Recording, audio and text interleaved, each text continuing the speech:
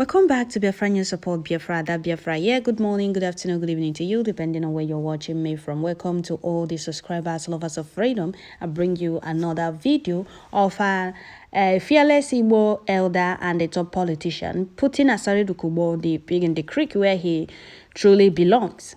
Okay, Asari Dokubo came out threatening Igbo with AK-47 rifle, saying, I am not running. And if you're looking at somebody carrying up AK-47, you'll be asking yourself, can this person, you will not have any other question to ask yourself that, will this person be able to shoot this gun if anything starts now, if any fight breaks out now? Will he be able to carry that AK-47 stand? Or will he need a chair to sit down before he will be able to cock it and start shooting? You look somebody threatening Igbo just to get attention from Tinubu's government. You'll be asking yourself, do we really have elders and politicians or leaders in Igbo land? That somebody like Asari Dokubo, just take a look at Asari Dokubo. Asari Dokubo Rolandi Igbo. The only thing that is getting me angry is that Igbo elders and the politicians kept quiet without tackling that in the creek or putting him where he belongs. We are aware that anybody that comes out openly and speak against Igbo, Fulani government always embrace that person. They always welcome that person with open arms. You can't tell me that after the speech and everything, that he was just invited to Asari to come and address Nigerians. He was invited because he's against Igbo. He spoke against Igbo. And you're looking at Asari Dokubo that speaks with both sides of his mouth. He doesn't even know where he belongs. He's like a Baba chair. Wherever he turns it, he faces that place. Eba for face, anywhere money comes out, that is where he always run to. Before, he was saying, oh, his joy is Biafra. His joy is this. Anybody against Biafra is a saboteur. You're a rebellion. You're this. You're that. Anywhere money comes out, and you'll be looking at him, looking at how...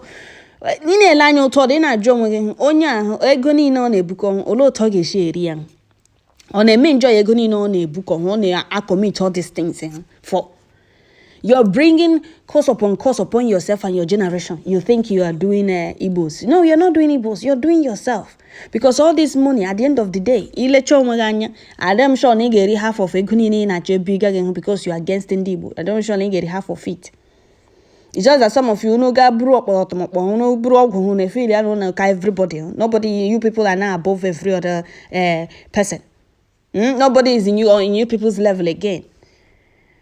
You came out insulting Igbo, carrying even for him to raise up this thing, it's even hard.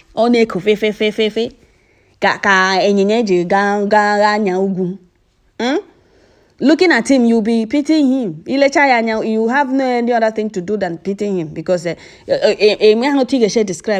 I pig in the creek. This elder put Asari Dokubo pig in the creek where he truly belongs. Asari Dokubo have no right to talk to Igbo, talk more of threatening Igbo. That he would have been still be selling in Igbo, the way his father was selling in Igbo. And I was looking at this one. If not for the intervention of Britain, what was coming out of his mouth? He was busy spitting everywhere in name of talking. And nobody came out. This man now has put him where he belongs. And the one other man again, there is another man that I'll make a video here. Replied him the first time he replied him the second time. You look at somebody insulting Igbo. Well, I don't blame him. I blame Igbo politicians that have sold themselves and turned themselves to puppets and stooges against their own people. They don't protect their people. They don't defend their people. They don't tackle anybody that brings foul mouth to Igbo. Because whenever you're against Igbo, you openly come out and I'm against Igbo, they will embrace you.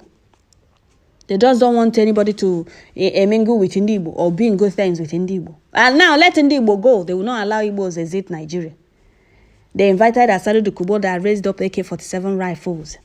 That if not for the intervention of Britain, that he will still be selling Igbo like his father did. And he's ready to kill Igbo wherever he sees them. In a country you call your own country, a man came out issuing such threat. The government didn't do anything. Instead, the government embraced that person, invited him to Asari to come and address Nigerians. You call that a country?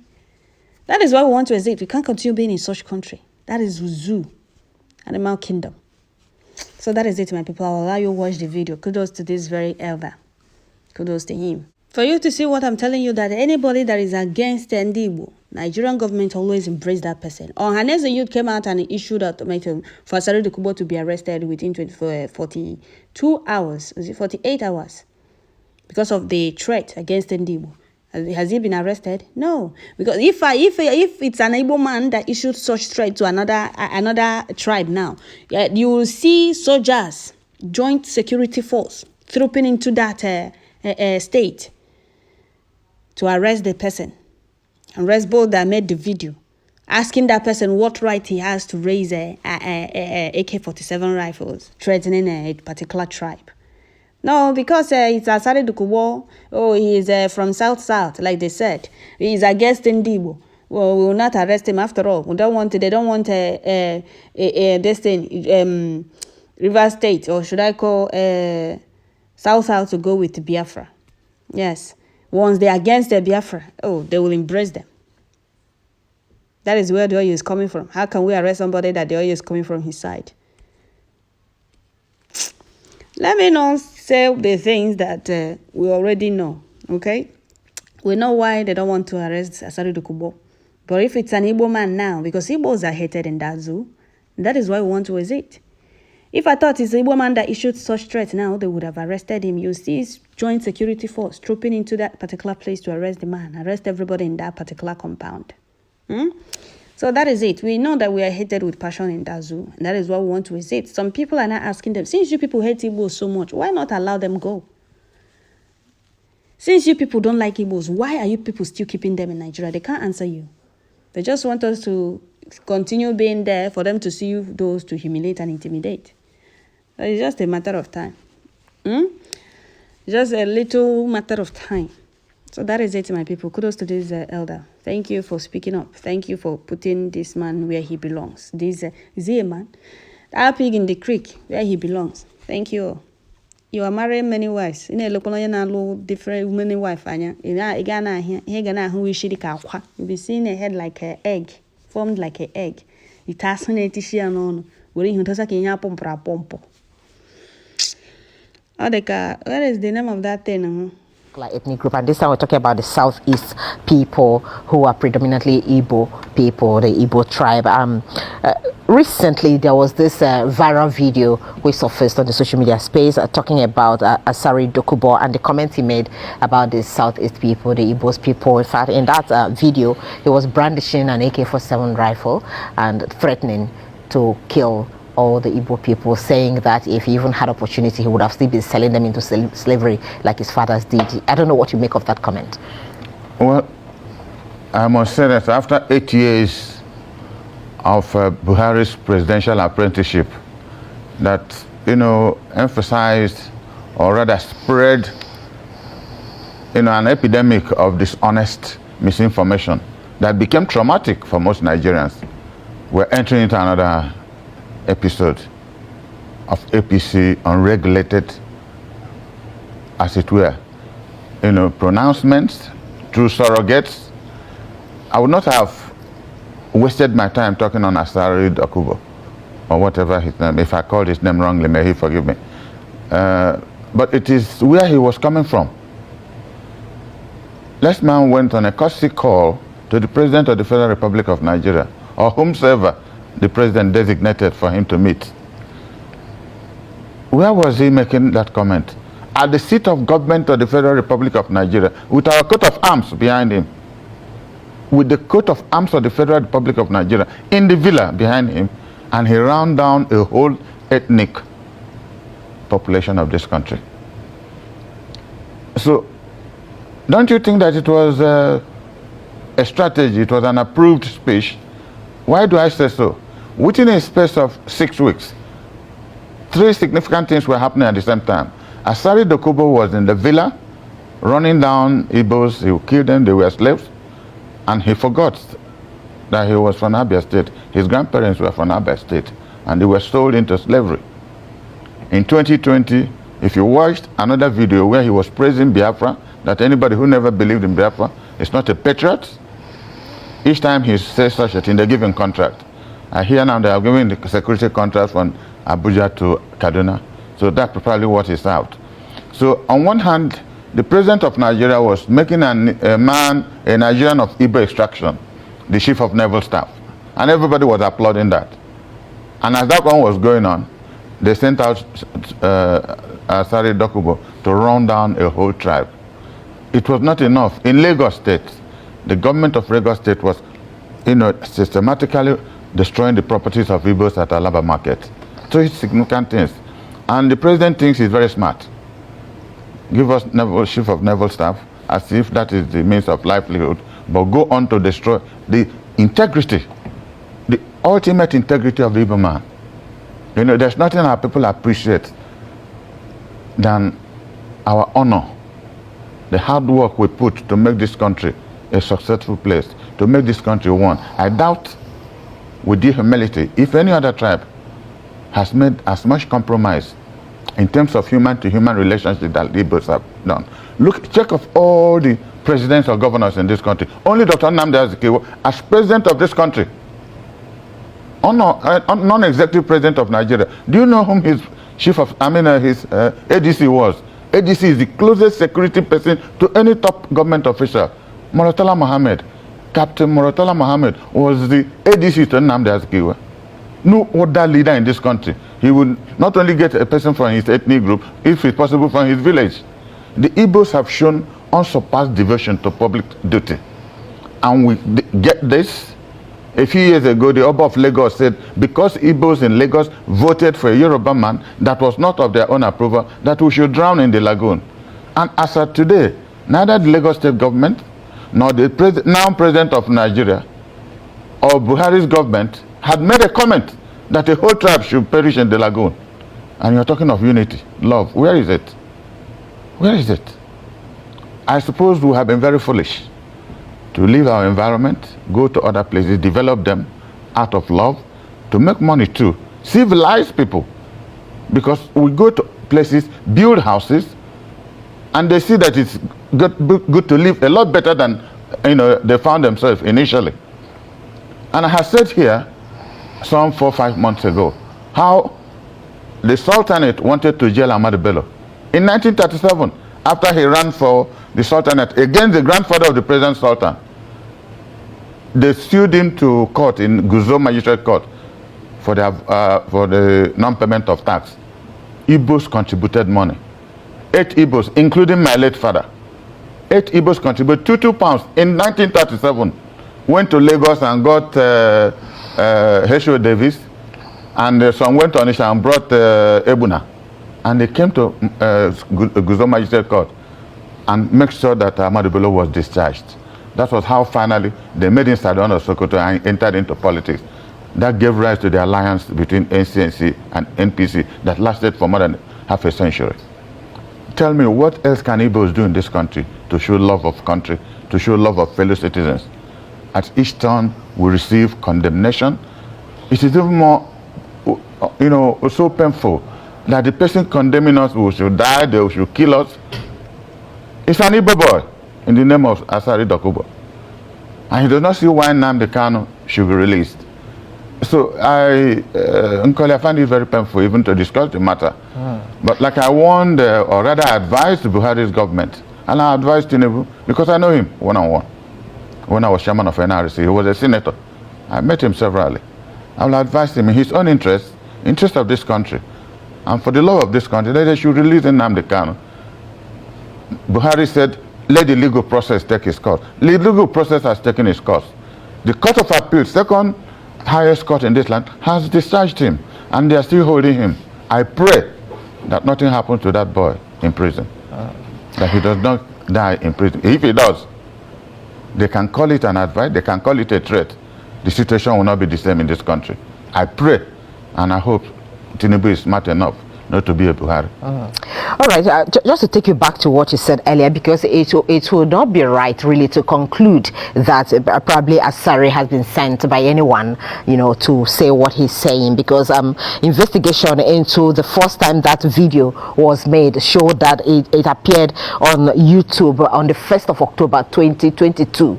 So it only resurfaced again as a viral video after his visit to the villa, where he talked about how many military are involved involved in, pipeline and oil theft in the country. So it may not be right to say someone sent him. And that investigation shows that he was actually reacting to a statement, which he said some people made some statement about him, the Igbo people, people who are supporting the LP candidate at the time.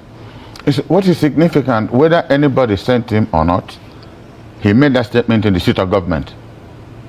The properties of the hybridization of how or what happened before he made it, it's no more important. If you look at where he was sitting down, he wasn't sitting in his private sitting room, or as I'm here on this table with AIT, he was sitting at the executive seat of the government of the Federal Republic of Nigeria with our coat of arms behind him. I couldn't be bothered whether it was President Tinubu or Buhari. What is important, that he had the audacity of purpose to sit on the table of the federal government, as it were. That is where government gives press conferences, to give information to the rest of us. All he did there was to castigate people, and was urging Tinubu, not to release Nnamdi Kanu. So that must have happened in this government. If you read the whole thing he said, there was nothing else he said. He wasn't complaining about any ill treatment of people in the Niger Delta, which most parts of the southeast are also part of the Niger Delta. He wasn't complaining. Systematically, he zeroed in on the Igbos, which was one of them, or which is still one of them, whether he liked it or not. So what could have led to such deep-seated, hatred for the Igbo people from the statements he's making? Because he also alluded to the fact that, during the support for the LP, those are called obedient movement, claimed that they held a 2 million man march or rally for the LP candidate, and then that he believes it was a lie. But is that enough, really, for someone to condemn an entire ethnic group? This is why, you remember, during my 30 minutes program on this platform, making my tribute for my good friend Raymond Dobesi, I said 32 years ago, when Raymond Dobesi came, was running for the presidency of this country, he came to Anambra. I was chairman of the National Republican Convention, and he said something.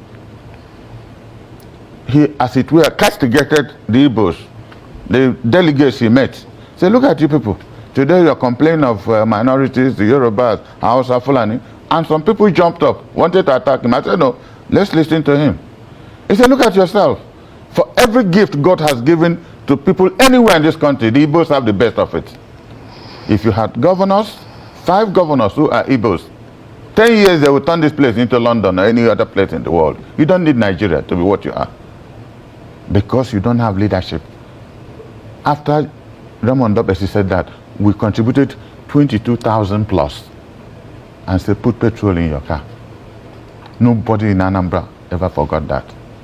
It was top news in this country 32 years ago. So I'm not blaming Asari Dokubo for what he said. I will blame ourselves for lack of leadership. Today we have 2 APC governments, 1 Labour, 1 ABGA, 1 PDP. Hardly do they talk to themselves, but they are our leaders. So we also have internal problems, which, I'm discussing with top-level Igbos in both parties. How do we begin to sort out our problem? Because we have to sort it out, at least for the defense of our own people who are helpless. People are being sliced, their noses are being sliced. You see it in social media. That's where we have degenerated. And if you remember, 4 years ago, I warned on this platform that Nigeria is gradually falling into Afghanistan. We're even worse than Afghanistan now. Because every day, 10, 20, 40 people are killed in different places in this country. It's worse now in Southern Kaduna and Plateau State, not to talk of Benue. Is that the way we live? And this president is now telling us how difficult it was to rule Nigeria. He didn't know that for the 8 years he was jumping around the world with our presidential jet. When you don't have a vision to put Nigeria back more than 20 years, how should or why should Asari Dokubo complain of Labour? I'm not the Labour Party. I don't have any sympathies for anybody. I'm a PD person, and I thought by my calculation it was easier for the Igbos to come into limelight. That was Akweme's belief. That was Ojukwu's belief. That we start, because of this hatred, which you are now seeing all over the place, let us go stage by stage. Akweme was vice president, and we were right in power, right in the corridor of it. P2B was vice presidential candidate to Atiku Abubakar. If he was again vice presidential candidate this time around, PDP would have been in government. It would have been the easiest point, by the grace of God, for us to see power. By the time anybody woke up in the morning, we'll be in power. And help. The unfortunate thing about it is that even when Igbos are in power, other people will profit, not Igbos. Our people are not used to government projects. We are self-indulgent people. We develop ourselves industrially, you know. So for anybody to say that because people supported Peter, therefore they should be murdered, why? Everybody has a right to support any candidate. I lost my ward. I lost my local government to Peter, which never happened before. That was the choice of my people. Many governors lost their wards. That was the choice. Igbos voted because they felt a form of exclusion. Let us throw this vote, they get lost. And they have thrown the vote. I don't know what they call it. The tribunals will say, that's a different kettle of fish. It is sub judice, I won't comment on that. But I don't know how it's going to go. So people have a right. This APC that's talking, to the best of my knowledge, they probably won about 5 or 6 states in this country. Every other thing was rigged. Every other thing was rigged. They probably won only Oyo, Ekiti, Kwara, Borno, and one other place. I'm telling you, PDP won more than 80% of what is now northern Nigeria. Labour won Lagos and so many other places. Only INEC knew how they were able to manipulate this. But the case is in tribunal now, so we'll see how it goes. But I pray God that this country is a beautiful country. I must tell you, beautiful country. If honest people, like the Bible says, the poor rejoices when the righteous is in power. But unfortunately, the righteous have to be in power first before the poor will rejoice. Would they allow the righteous to come to power? They will not. With the Igbos. Now, during the election, Igbos were said to have voted more for the LP candidates, maybe probably voting for their own or believing that this is the right time for an Igbo man to get into power. But then some Igbo people also kicked against the emergence of the LP leader. And many people are saying the Igbos may actually be the architect of their own problem when it comes to governance in the country. I will reply that question with a biblical comment. Is if you read 1 Corinthians 8, verse 11, it says, be silent if the words you will offer will offend a weaker person or destroy a weaker person. But you don't need to be silent completely all the time, because that will be complicit if you don't speak of evil when you see it. I think that's the summary of our problem in this country. When we were speaking before the break, I did say, you know, that we were in the same party with Peter Obi, bright young man, you know. 2019, he was a vice presidential candidate to Atiku. And when Atiku declared for presidency this time around, he was there. He took up the microphone and paid glowing tributes. He was one of the greatest unifiers in this country. He says so. But he had the right to do what he did. But whether that was an advantage to our people or not, history will judge. He has the constitutional right to do what he did. Most Igbos were apprehensive, behaved the way they did because of Buhari's treatment of our people. Buhari, for him, Igbos never existed. Unfortunately, 80 years, not just Igbos, the whole of former Eastern region never existed. And he couldn't be bothered. The dots in a hole, he referred to them at some point. Yes. So it's difficult to know why such attitudes. But I've read a lot of Northerners who believed that without Igbos, Igbos are not gods, they are not angelic, but they are hardworking people, and we offer no apologies to anybody. Look, Nkoli, my father went to Kano in 1933 as a very young man. With Okonkwo Kano, a lot of Nnewi people went there to make a living. They trade in one thing or the other. They bring in things, build houses. We built virtually the first secondary school in Kano by Igbo State Union. My father was the last chairman of NCNC in Kaduna before the Civil War started. He was the last president of Igbo State Union in northern Nigeria. We loved this country. That we were calling Igbos in the north, Hausa Igbos, and we couldn't be bothered. Most Igbos married hundreds of Northerners. If you come to my house in my town, the next compound, my late uncle, he married a Sokoto woman by 1960. They now have great-grandchildren. Beautiful people. And we love them. So well, sometimes you start to wonder, why this hatred? Why this hatred? You can't explain it. And people are here telling you of love, unity. And that was what I said in one program here. Wasn't Buhari, I mean, what's his name? Former head of state, General Yakubu Gowon, right when he said that there was no basis for Nigerian unity. That's what comes to my mind. That one was a spiritual statement. It was the Holy Spirit speaking through him. And look now, not only the Igbos, look at what is happening in Northwest. Even people who have held power for more than 30 years, the Northwest, they are killing people on a daily basis. Boko Haram is there. They have named a new one, Bandit. They are killing people in Plateau, killing people in Benue. It's now a killing field. And they are talking of national unity. Nobody's addressing any issues. And you know, what I normally tell my friends, wherever you see conflict, serious conflict, continuous conflict, it's as a result of unresolved problems. Unresolved problems people refuse to put into dialogue. And you know why I'm worried? And I want to say this seriously. And I want Nigerians to listen. Before my friend Dr. Junaidu Mohammed died, we were all, 1978, 79, we were all with Malam Aminu Kano in PRP. We weren't in MPP. Myself, as young as I was then, Uche Chukwumeri is the late, Professor Shino Achebe late, was our brain trust in PRP. Late Dr. Otto Nwankwo, late Dr. Nkemo Keke, late Dr. Austin Abalance of Abagana. A lot of us, later Dr. Okemo, the husband of Senator Joy Emodi, we're all in PRP. You know, something happened that is giving me so much worry. When Malam Aminu Kano visited the East, we were seeing him off at Enugu Airport. Then you know it was only Nigeria Airways, and we were waiting. And there was something I said. And Malam Aminu Kano, that was the day he made me his special advisor for the whole East. He said, Dan, you know Igbos can't carry out a revolution. That was why you failed, because you love this country so much.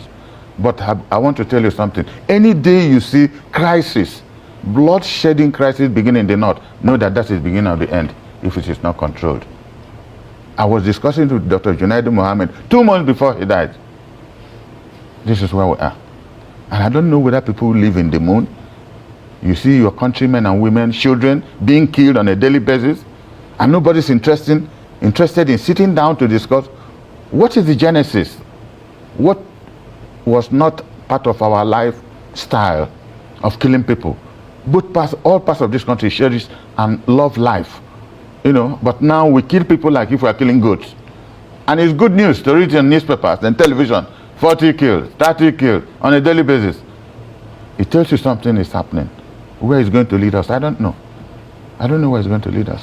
All right, Chief, but let me ask you this critical question, which many people are also asking on the social media space. Do the Igbos also hate themselves, really? And I'm asking this because you just alluded to the fact that Asari Dokubo has an Igbo origin, which he also admitted in some of the videos he made earlier before now, talking about his fathers coming from Abia State, settled in Obosi, then went back to the Calabari, or what do you call that place now? So if he has an Igbo blood in him and he could come out strong to talk about the Igbos in this despicable manner, and then when a son of the land also came out, you know, to contest this election, people like you also were not even in support of him at the time.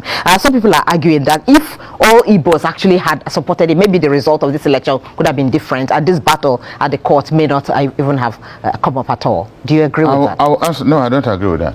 I'll answer the question by saying, first, wherever you see people who are industrious and competitive, it brings in some envy and anger.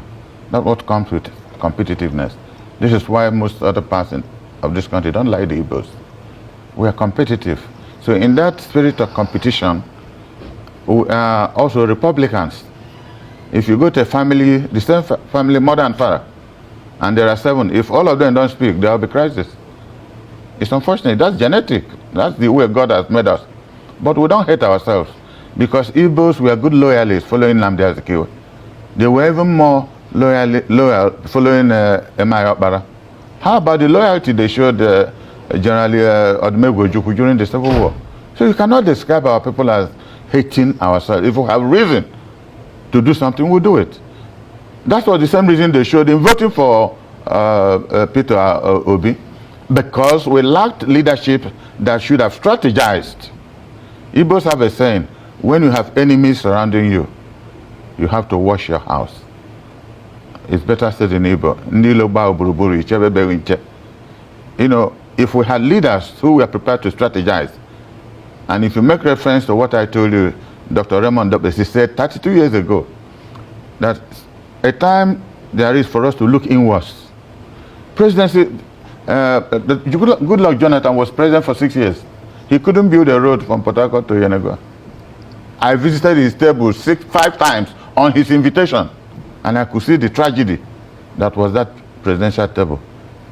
The conflict, the ethnocentric manipulations. You needed extreme courage to want to take a decision in this country. For anything you do, there's an explanation. You remember when, what was his name, from Abia was chief of army staff? Kano State said, all the officers he promoted were Igbos, and they published it. Out of 15 generals, 5 were from Kano State. Up to today, they didn't make any other comment. That is what you see in this country. So what I'm saying is that Igbos have a right to aspire to any leadership, because that's what the Constitution says. But we know that the Constitution says one thing, and the rest of the country, they do what they like. So, but I don't think we should give hope. But most importantly, I want to wait, because looking at the evidences so far at the Presidential Tribunal, I'll be shocked if a different judgment is made. I'm looking forward that this election should be annulled and a proper election held. That is when every group should re-strategize.